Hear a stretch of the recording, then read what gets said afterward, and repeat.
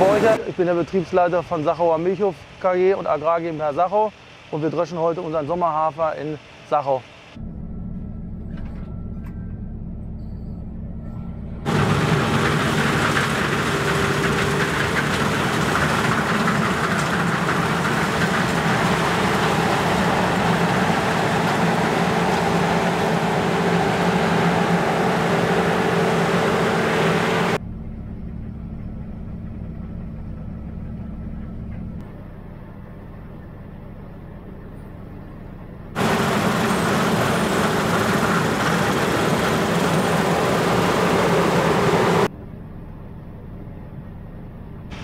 Der Ökohafer hat einen Durchschnittsertrag dieses Jahr von 2 bis 2,5 Tonnen durch die schlechte Witterung, die wir haben.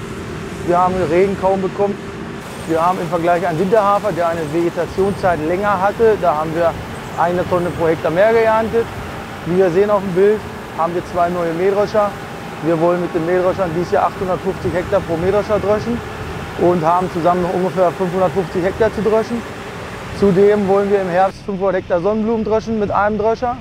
Meine lieben Angestellten, ist eine Top-Mannschaft zusammen. Wir haben gut durchgezogen die Ernte bis jetzt, was wir machen konnten. Und ich würde sagen, wir haben den Rest auch noch gut zu bestreiten, werden wir auch fertig kriegen. Die Bodenbearbeitung hat begonnen bei uns gleichzeitig. Und das Kalkstreuen fängt an. Dann fangen wir in 10 Tagen an mit Güllefahren für Zwischenfrüchten. Und dann gibt es noch einen strammen August und dann haben wir die Zwischenfrüchte und Rapstrimme. Und zur Ernte denke ich und hoffe, dass wir sie noch relativ gut runterkriegen. Wenn mal ein paar Regentage sind, ist gut, damit die ganzen Herbstfrüchte sozusagen, unsere Kartoffeln und der Mais und die Sonnenblumen noch ein bisschen Wasser kriegen und wachsen. Und zudem wünsche ich allen noch einen schönen Abend zusammen. Und ich hoffe, dass wir noch ein bisschen Dinkel gleich dreschen können, da der Roggen 15% Handprobe hat.